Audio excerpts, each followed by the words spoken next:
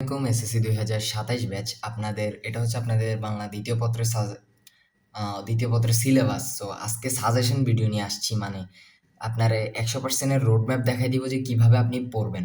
হ্যাঁ, সো আমি কিভাবে পড়ছিলাম এসএসসি 26-এ থাকতে, এই যে অনুচ্ছেদ, ভাব সম্প্রসারণ, সারাংশ, সারমর্ম কিভাবে পরীক্ষায় লিখে দিয়ে আসছি এবং কোন ট্রিক্সগুলো আমি ইউজ করতাম, এটা জানার জন্য আজকের ভিডিওটা আপনি পুরোটা দেখার চেষ্টা করবেন কষ্ট করে হলেও। তো চলেন আমি আগে আপনারে বলি। সো এখানে অনুচ্ছেদ রচনা, যেটা হচ্ছে আপনার আমরা অনুচ্ছেদ নামেই চিনি। সো এখানে ২টি থেকে ১টি, অর্থাৎ ২টি থাকবে, ১টির উত্তর দিতে হবে। যেকোনো একটি আপনি লিখবেন। এখন এই ২টা কোত্থেকে আসবে? যদি বলি একদম সরাসরি এই ২টা আপনার বই থেকেই দিবে। আপনার বইতে যেগুলা আছে ভাই, এগুলা পুরাগুলা প্রত্যেকটার ধারণা নিয়ে যাবেন, নট মুখস্থ করবেন। প্রত্যেকটা ধারণা নিয়ে যাবেন। ধারণা নিয়ে গিয়ে এগুলা ভালো করে আপনি হচ্ছে আপনার বই থেকে পড়ে গিয়ে আপনি যে একটা কমন পাবেন, ওইটা সম্পূর্ণ আপনার নিজের মাইন্ড থেকে লিখবেন। নিজের মাইন্ড থেকে লেখার চেষ্টা করবেন। তাহলে আপনি যেকোনো একদম জাস্ট ইয়েটা জানলেই, ফরম্যাটটা জানলেই যেকোনো অনুচ্ছেদ আপনি লিখতে পারবেন। এরপরে আসেন আপনাদের, সো এখানে 10 মার্ক গেল, আমাদের রইল আর কত? 90 মার্ক। এরপর আসেন চিঠিপত্র। এইটা ফরম্যাট, অনলি ফরম্যাট ইউজ করে শিখবেন, শুধুমাত্র ফরম্যাটটা শিখে যাবেন এবং পরীক্ষার হলে বসে এটা আপনি লিখবেন। এটা আপনি এখন শিখবেন কি? ফরম্যাটটা। সংবাদ প্রতিবেদন, ভালো করে ফরম্যাটটা মনে রাখবেন। আমার যে সমস্যাটা হয়েছে, আমি চিঠিপত্রেও আমার ফরম্যাটটা ভালো করে মুখস্থ ছিল, বাট সংবাদ প্রতিবেদনে গিয়ে আমি ফরম্যাটটা একটু আউলাই ফেলি, এরপরে আমার সমস্যা হয়, মানে আমার সংবাদ প্রতিবেদনটা একটু অগোছালো হয়ে যায়। সো এখানে ২টি থাকবে, আপনার একটির উত্তর দিতে হবে। এটার ক্ষেত্রে, এই ২টার ক্ষেত্রেই আপনি শুধুমাত্র ফরম্যাটটা শিখে যাবেন, নট কোনো একটা কিছু মুখস্থ করবেন। শুধুমাত্র বই থেকে পড়ে গিয়ে ফরম্যাটটা শিখবেন। এরপরে আসেন আপনাদের সারাংশ, সারমর্ম। সারাংশ, সারমর্মের মধ্যে যে কোনো একটা ক্র্যাক করবেন, হয় সারাংশ না হয় সারমর্ম। হয় সারাংশ বইয়ের সবগুলো পড়বেন, না সারমর্ম বইয়ের সবগুলা পড়বেন। সারাংশ, সারমর্ম মানে কি? মূল ভাবগুলা। সো এখানে মূল ভাবগুলা আপনি শুধুমাত্র মূল ভাবগুলা বোঝার চেষ্টা করবেন। আর ওই যে বইতে যে লাইনগুলা দেওয়া থাকে, পুরাটা যে লাইনটা দেওয়া থাকে, ওইটা একটু মনে রাখার চেষ্টা করুন, প্রথম ২-১ লাইন। যেন আপনি পরীক্ষার হলে আপনার প্রশ্ন দেখেই বুঝতে পারেন যে এই সারাংশটা মানে ওইটা, ওইটা মানে ওইটা। সো এটা যেন বুঝতে পারেন যে বুঝার পরে হচ্ছে আপনি বাকিটা লিখবেন। যদি মুখস্থ করতে পারেন তাহলে ভালো, বেটার। আর যদি মুখস্থ করতে না পারেন তাহলে ওই যে আপনার ধারণা অনুযায়ী আপনি জাস্ট সামারিটা লিখে দিয়ে আসবেন। এটার সারাংশ মানে কি? সামারি, সারমর্ম মানে। সো এরপরে আসেন ভাব সম্পর্কে। সারাংশ, সারমর্ম কতটুকু লিখবেন?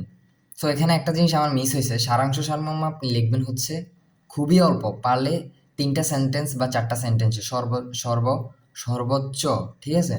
অনুচ্ছেদ কতটুকু লিখবেন? অনুচ্ছেদ লিখবেন সর্বনিম্ন ২ থেকে ৩, সর্বনিম্ন ২ পেজ, আর সর্বোচ্চ আপনি ৫ পেজও লিখতে পারেন। ওইটার কোনো সমস্যা হবে না। বাট সর্বনিম্ন ২ পেজ রাখবেন, অ্যান্ড ৩-৪ পেজ লিখলেও কোনো সমস্যা হবে না। আর চিঠিপত্র তো এগুলো তো ফরম্যাট অনুযায়ী লিখবেন, এগুলাতে আপনার পেজ ম্যাটার করে না, এগুলাতে ফরম্যাট ম্যাটার করে। এরপর আসেন ভাব সম্প্রসারণ। এটা বই থেকে সবগুলো পড়া লাগবে না, ইম্পর্টেন্ট দেখে কয়েকটা পড়ে নেবেন এবং সবগুলা জাস্ট দেখে যাবেন। কয়েকটা ভালো করে পড়বেন, বাকিগুলা দেখে যাবেন। যদি সময় থাকে সবগুলাই পড়ে যাবেন ভালো করে। সো এটাতে আপনি ৩ থেকে ৪ পেজ লিখবেন। আর মিনিমাম যদি লেখেন তাইলে ওই যে মিনিমাম লিখলে আপনি ২ পেজ লিখবেন, আর ম্যাক্সিমাম লিখলে আপনি ৩ থেকে ৪ পেজের, এর উপরে যতটুকু আপনি লিখতে পারেন।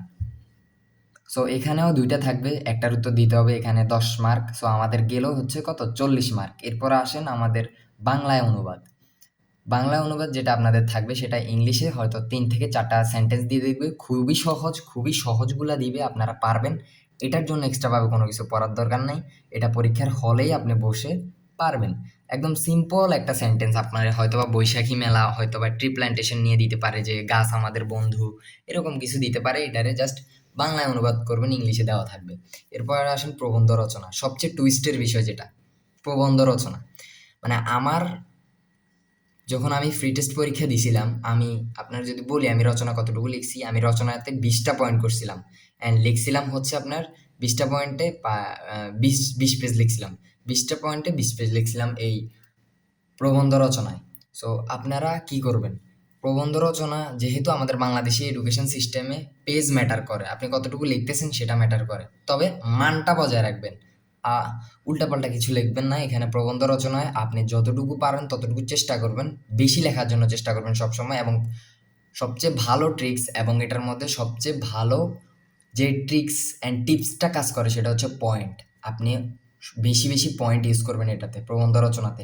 এটাও আপনি বই থেকে পড়ে যাবেন, বাকিটা আপনার ধারণা থেকে দিবেন।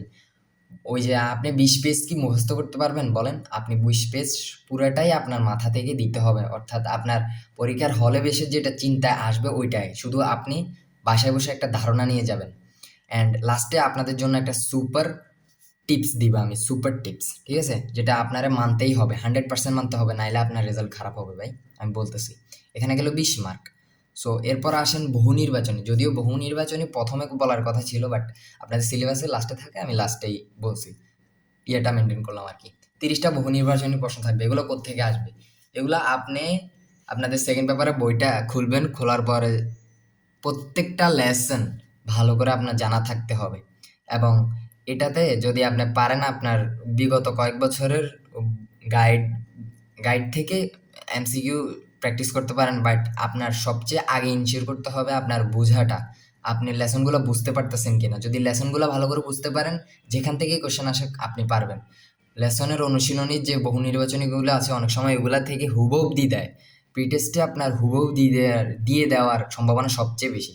৩০টি প্রশ্ন থাকবে, আপনি ৩০টাতে ভালো মতো অ্যান্সার করার চেষ্টা করবেন। একদম মিনিমাম আপনি চেষ্টা করবেন আপনার যেন ২৭টা ২৬টা ২৭টা অ্যান্সার ভালো করে করতে পারবেন। তাইলে আপনার হচ্ছে বাংলা সেকেন্ড পেপারে প্লাসটা চলে আসবে। সো প্রতিটি প্রশ্নের নাম্বার হচ্ছে ১ করে। সো এটা তো আপনারা জানেনই। সকল প্রশ্নের উত্তর দিতে হবে। তো এখানে প্রত্যেকটা প্রশ্নের উত্তর আপনাকে দিতে হবে। সো এখানে আর কিছু নাই, যদি দেখি আমরা গণিতের পরে।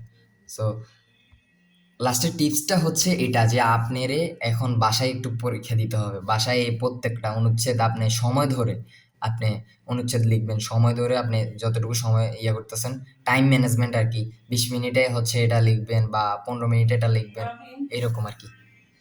সো সুপার ডুপার টিপসটা হচ্ছে আপনি সময় ধরে এগুলা প্রত্যেকটা পরীক্ষা দিবেন। নিজে পরীক্ষা দিয়ে নিজেকে যাচাই করবেন যে আমি সময়ের ভিতরে পারতেছি কিনা। প্রত্যেকটা অনুচ্ছেদ এবং সবচেয়ে বেশি হচ্ছে রচনা।